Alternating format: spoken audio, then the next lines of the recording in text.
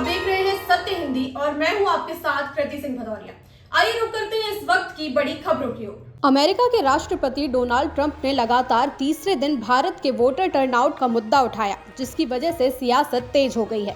Donald Trump ने कहा कि हम अपने दोस्त पीएम मोदी को वोटर टर्नआउट के लिए करीब 182 करोड़ रुपए की फंडिंग करते हैं। ये बयान कहीं ना कहीं फंडिंग के मुद्दे को चिंगारी की आग देता है। बीजेपी के कांग्रेस पर लगाए गए आरोपों पर पलटवार करते हुए कांग्रेस पार्टी के वरिष्ठ नेता पवन खेड़ा ने ट्रंप के बयान को शेयर करते हुए लिखा कि लो भक्तों देख लो। जानकारों के मुताबिक राष्ट्रपति ट्रंप का इतने आत्मविश्वास के साथ इतना बड़ा बयान देना किसी सच्चाई की ओर इशारा हो सकता है। अमेरिका के सरकारी कर्मचारियों पर लगातार हो रहे एक्शन के बीच अमेरिकी राष्ट्रपति डोनाल्ड ट्रंप ने बड़ा कदम उठाया है। उन्होंने joint chiefs chairman general Charles Q brown junior को बर्खास्त कर दिया है। ऐसा पहली बार हुआ है कि सरकार बदलने पर देश के वरिष्ठ सैन्य अधिकारी को इस तरह बाहर किया जा रहा हो। ट्रंप ने CQ ब्राउन को पद से हटाने का ऐलान करते हुए कहा कि उनकी जगह अब retired lieutenant general Dan can लेंगे।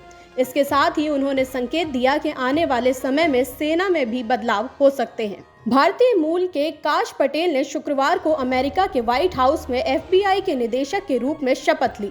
साथ ही उन्होंने इस अवसर को अपने जीवन का सबसे बड़ा सम्मान बताया। FBI के निदेशक काश पटेल ने शपथ ग्रहण के बाद कहा कि मैं अमेरिकी सपने को जी रहा हूं। आप पहली पीढ़ी के लिए एक भारतीय से बात कर रहे हैं, जो पृथ्वी पर सबसे महान राष्ट्र की कानून प्रवर्तन एजेंसी का नेतृत्व करने वाला है। ऐसा कहीं और नहीं हो सकता। काश पटेल ने आगे ये भी कहा कि मैं वादा करता हूं कि FBI के भीतर और इसके बाहर जवाबदेही होगी। कांग्रेस के वरिष्ठ नेता और सांसद शशि थरूर और पार्टी नेतृत्व के बीच बड़ा तनाव बढ़ता जा रहा है। AICC अब थरूर के प्रति नरम रुख अपनाती नजर नहीं आ रही। जानकारी के मुताबिक हाल ही में दिल्ली में राहुल गांधी से मुलाकात के दौरान थरूर ने अपनी नाराजगी जाहिर की थी, लेकिन राहुल गांधी ने उनकी शिकायतों पर ध्यान न देते हुए कोई ठोस प्रतिक्रिया नहीं दी। शशि थरूर ने राहुल गांधी से पूछा कि पार्टी में उनकी भूमिका क्या होगी, क्योंकि उन्हें लगातार नज़रअंदाज किया जा रहा है। उन्हें इस बात से भी दुख है कि उन्हें उनकी बनाई हुई ऑल इंडिया प्रोफेशनल कांग्रेस के पद से हटा दिया गया। इसके अलावा संसद में भी उन्हें बोलने का मौका नहीं मिलता, जिससे वो नाखुश हैं। फेमा मामले की जांच काफी लंबे समय से चल रही थी, लेकिन अब ईडी ने इस मामले में बड़ी कार्यवाही कर दी है। ईडी ने BBC पर 3.44 करोड़ का जुर्माना लगाया है। BBC के 3 डायरेक्टरों में से हर एक पर 1.14 करोड़ रुपए से अधिक का जुर्माना लगाया गया है। फेमा कानून के तहत विभिन्न उल्लंघनों के बीच BBC वर्ल्ड सर्विस इंडिया इसके 3 निदेशकों और वित्त प्रमुख को 4 अगस्त 2023 को कारण बताओ नोटिस जारी किए जाने के बाद ये कार्यवाही शुरू की गई थी। इस पूरे मामले में BBC के एक प्रवक्ता ने कहा कि BBC भारत सहित उन सभी देशों के नियमों के तहत काम करने के लिए प्रतिबद्ध है जहां भी हम स्थित हैं। इस स्तर पर ना तो BBC वर्ल्ड सर्विस इंडिया और ना ही इसके निदेशकों को ईडी से कोई आदेश मिला है। दिल्ली चुनाव में हार का असर पंजाब में दिखने लगा है। ऐसा लग रहा है कि पंजाब की आम आदमी पार्टी सरकार में सब कुछ सही नहीं चल रहा है। तभी तो एक ओर 21 अफसरों का अचानक से ट्रांसफर कर दिया गया और दूसरी ओर CM भगवंत मान ने मंत्री धालीवाल से प्रशासनिक सुधार विभाग छीन लिया। पंजाब के कैबिनेट मंत्री कुलदीप सिंह धालीवाल के पास अब सिर्फ NRI मामलों का विभाग रह गया है। राज्य सरकार ने प्रशासनिक सुधार विभाग को खत्म कर दिया है। ये विभाग पहले धालीवाल के पास ही था। अब सवाल तो ये है कि क्या पंजाब की सरकार दिल्ली की आम आदमी पार्टी के दबाव में काम कर रही है या फिर पंजाब में सब कुछ बड़ा खेल होने की उम्मीद है। सोशल मीडिया ट्रोलिंग से परेशान होकर अभिनेत्री प्रीति जिंटा ने अपने सोशल मीडिया हैंडल पर लिखा कि सोशल मीडिया पर लोगों को क्या हो गया है, हर कोई इतना संदेहवादी क्यों हो गया है। अगर कोई AI बॉट के साथ अपनी पहली चैट के बारे में बात करता है तो लोग मान लेते हैं कि ये एक पेड प्रमोशन है।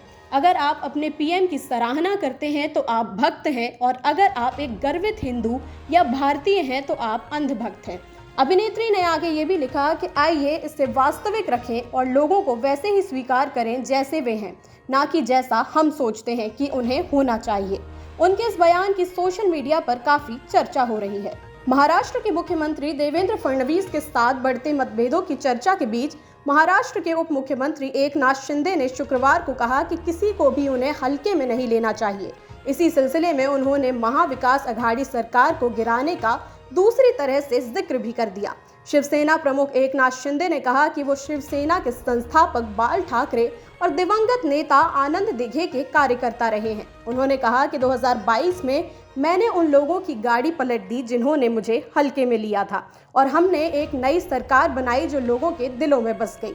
लोग इस बयान के अलग अलग मायने निकाल रहे हैं। कोरोना का कहर अभी हम सही तरह से भूल भी नहीं पाए थे कि अब एक नई महामारी आने को तैयार है।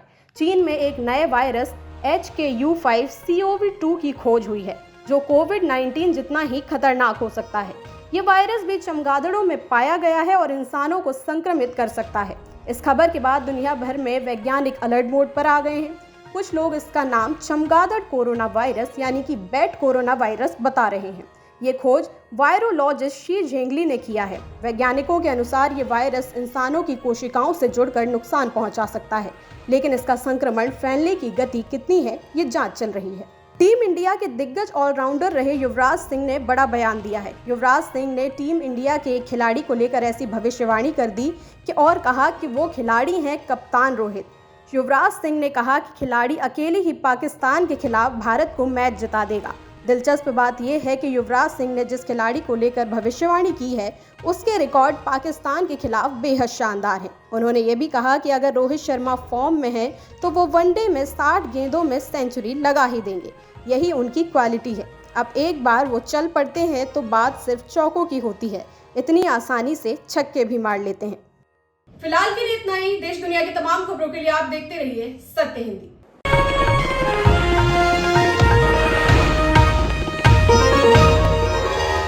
Copyright disclaimer under Section 107 of the Copyright Act 1976. Allowance is made for fair use for purposes such as criticism, comment, news reporting, scholarship, and research.